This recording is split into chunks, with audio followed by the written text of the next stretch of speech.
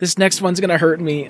I love this color, but I just had to put it on this list. There are a few paint colors I used to swear by, but I haven't reached for them once in 2025. Not because they're terrible, they're just no longer the best option in a lot of cases. Either the undertones are too fussy, the vibe feels a bit dated and a bit suspect, or they just don't play well with today's materials. And that's a big one for me. Let's go over 5 paint colors I've quietly retired and the underrated shades I'm using instead. If you need a little more color inspiration, check out our Palette Pyramid service where we create custom color palettes for you based on your needs, your wants. Whether you need a 3-color palette, 6, or even more, we can accommodate you. And as part of the service, I even send you a personalized video explaining how the colors all work together. People love them. We're getting more and more demand, so while my workload is still manageable, check the link down below and secure your palette pyramid today. If you've watched my channel for a while, you know I don't necessarily believe in trashing colors for the sake of it.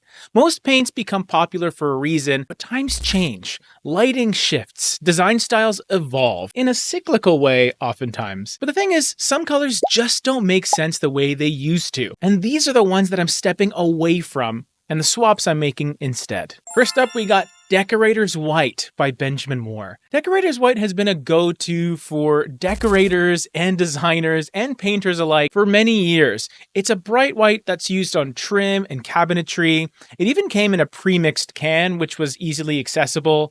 And I get why. It's crisp, it's clean. But the thing is, it's more of a grayed out white that can sometimes lean blue in cooler lighting conditions. And if your floors and countertops are all warm tones, it tends to clash very quickly. And I also feel it lacks the softness that is trending right now. I feel like everyone wants light, but not necessarily at the cost of warmth and comfort. And Decorator's White feels cold in most real life settings. So for some alternatives, I would go for Simply White if you still want a bright, clean feel with a subtle warmth to it. Or you also have Oxford White for a clean, soft white that's more flexible across undertones because it has a bit of that clean, soft, crisp, simple quality with a little more brightness and a bit less of that gray feeling. The second color on my naughty list is Coventry Gray by Benjamin Moore. Coventry Gray walks that line between blue, cool gray and just a neutral gray. Or at least it tries to, oftentimes.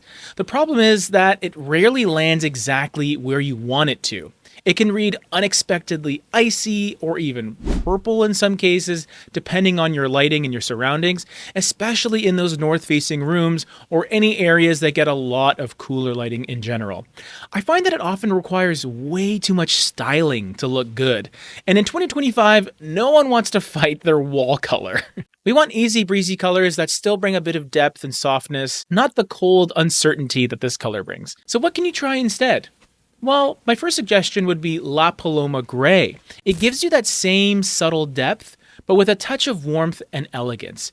But if you want to stay on that cooler side of things, Eternity is, to me, a better version of a cool gray that tends to feel a little more fresh and airy. All right, next up we have Horizon by Benjamin Moore. Horizon is one of those whispery, cool off-whites that seems like a good idea in theory. And it can be, if you live in a place with tons of natural light and not a single warm material in your home, it could be the perfect color. But the problem is, it's often used in the wrong context. In lower light or paired with warmer furnishings, it feels cold, flat, just lifeless, completely uninspiring. I've also found it makes nearby wood tones look more orange than they really are, and that's not a good thing. What you can try instead is Classic Gray, one of my all-time favorite light neutrals, far more forgiving, still light, still airy, but with the softness and neutrality that people expect.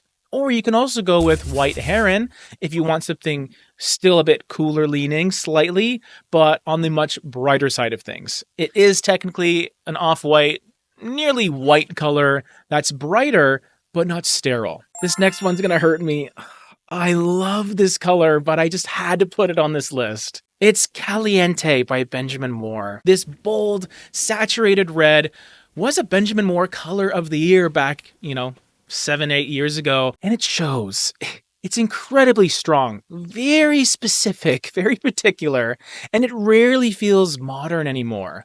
We've seen it in dining rooms, on front doors, even accent walls, but more often than not, it dominates instead of elevates. Unless you're going for an eclectic look and you just want that really saturated pop of red, this choice ends up feeling like a ball and chain commitment that's just really hard to walk back from. What you can try instead is make a slight tweak and use something like Dinner Party, which is a kind of deeper, more wine-toned red that feels richer and a little more layered as well. Or if you're looking for something bold but maybe a bit more modern and fun, Rosy Peach gives you a fresh twist on that warmth without the drama of a true deep red. It almost has a bit of a coral vibe, which I do enjoy. Number 5 is Seafoam Green by Benjamin Moore. The soft, minty, pastel kind of blue-green that lives on in a lot of older bathrooms and bedrooms.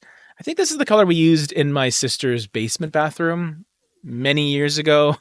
And at the time, it can feel relaxing, but also it just feels really dated to me. Maybe because I have seen it used in so many older bathrooms. The undertones lean too sweet, too cloying to me.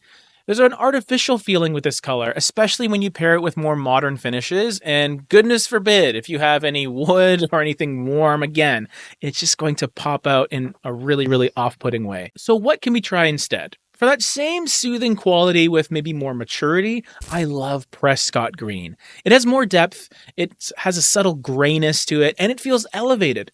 Or you can also go a bit deeper with Oilcloth, a dusty, tealy gray that adds instant sophistication. Funny how some of these felt like no-brainers a few years ago, and now I just can't imagine reaching for them.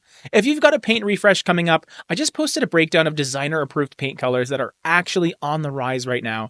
Might be worth checking that out next, right here.